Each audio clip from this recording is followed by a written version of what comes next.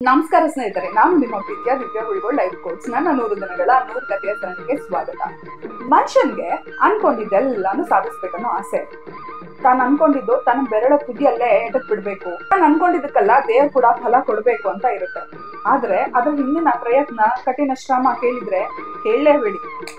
ಬನ್ನಿ, ಇಂಥದೇ ಒಂದು ಪುಟ್ಟ ಕಥೆಯನ್ನ ಹೇಳ್ತೀನಿ. ಒಬ್ಬ ಶಿವನ ಪರಮ ಭಕ್ತ ಇರ್ತಾನೆ. ಅವನು ಶಿವನಲ್ಲಿ ಇಷ್ಟು ನಂಬಿಕೆ ಇಟ್ಟಿರ್ತಾನೆ. ಒಂದು ದಿನ ಘೋರ ತಪಸ್ಸಿಗೆ ಕುತ್ಕೊಬಿಡ್ತಾನೆ. ಅವನ ತಪಸ್ಸು, ಅವನ ಧ್ಯಾನ ಇಷ್ಟು ಕಠಿಣವಾಗಿರುತ್ತಂದ್ರೆ ಶಿವನ ಕೈಲಾಸ ಪರ್ವತವೇ ಕರಗುವಂತ ಅಷ್ಟು ಕಠಿಣವಾಗಿರುತ್ತೆ. ಇದನ್ನ ಕಂಡಂತ ಪಾರ್ವತಿ ಒಂದು ದಿನ ಶಿವನ ಬಳಿ ಬಂದು ಕೇಳ್ತಾಳೆ, ಯಾರೀ ಭಕ್ತ, ಏನು ಅವನ ಬೇಡಿಕೆ ಅಂತ. ಆಗ ಶಿವ ಉತ್ತರಿಸ್ತಾನೆ, ಹೌದು, ಇವನು ನನ್ನ ಪರಮ ಭಕ್ತ, ನನ್ನ ಧ್ಯಾನದಲ್ಲೇ ಇರ್ತಾನೆ. ಅವನು ಕೇಳ್ತಿರೋ ಒಂದು ಬೇಡಿಕೆನ ನನಗೆ ಈಡೇರಿಸ್ಲಿಕ್ಕೆ ಆಗ್ತಿಲ್ಲ ಅಂತ. ಪಾರ್ವತಿ ಕೇಳ್ತಾಳೆ, ಅಂತ ಯಾವ ಬೇಡಿಕೆಯನ್ನ ಅವನು ನಿಮ್ಮಲ್ಲಿ ಇಟ್ಟಿದ್ದಾನೆ, ಯಾಕೆ ಇಷ್ಟು ಘೋರವಾಗಿ ತಪಸ್ಸನ್ನ ಮಾಡ್ತಿದ್ದಾನೆ ಅಂತ.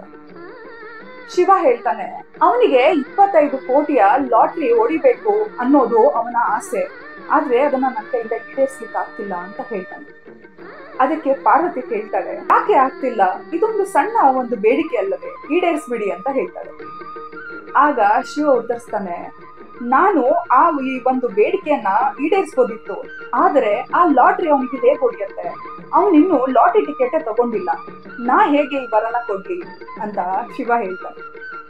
ಸ್ನೇಹಿತರೆ, ಏನ್ ಅರ್ಥ ಆಗುತ್ತೆ ಕತೆ ಅಂತ?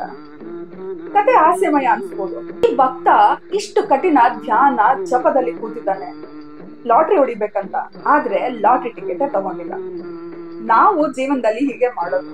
ನಾವು ಹೆಲ್ದಿ ಆಗಿರ್ಬೇಕು, ಫಿಟ್ ಆಗಿರ್ಬೇಕು, ವಾಕಿಂಗ್ ಮಾಡಕ್ಕಾಯ್ತು, ಬೆಳಿಗ್ಗೆ ಬೇಗ ಎದ್ದು ಒಂದು ಯೋಗ ಮಾಡ್ಲಿಕ್ಕಾಯ್ತು, ನಾವು ರೆಡಿ ಇಲ್ಲ.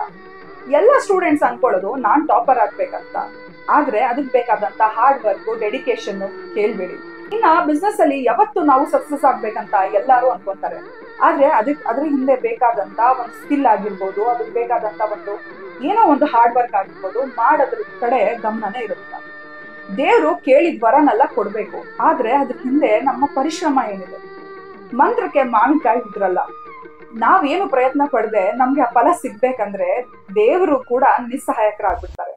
ದೇವ್ರು ವರ ಕೊಡ್ಬೇಕಂದ್ರೆ ನಾವು ಕೂಡ ಅದ್ರ ಹಿಂದೆ ಪ್ರಯತ್ನ, ಪರಿಶ್ರಮ ಇದ್ರೆ ಮಾತ್ರ ದೇವ್ರು ಕೂಡ ಖುಷಿಯಾಗಿ ನಮ್ಗೆ ಫಲ ಕೊಡ್ತಾರೆ. ಹಾಗೆ ಇವತ್ತು ನಿಮ್ಗೂ ಲಾಟ್ರಿ ಹೊಡಿಬೇಕಂದ್ರೆ ಅದಕ್ ಮುಂಚೆ ನೀವು ಒಂದು ಲಾಟ್ರಿ ಟಿಕೆಟ್ ತಗೊಂಡಿರ್ಬೇಕು. ಕತೆ ಇಷ್ಟ ಆಗಿದೆ ಅನ್ಕೊಂತೀನಿ. ಇಂತೆ ನಿಮ್ಮ ಪ್ರೀತಿಯ ದಿವ್ಯ ಹುಳಿಗೋಳ್ ಲೈಫ್ ಕೋಚ್.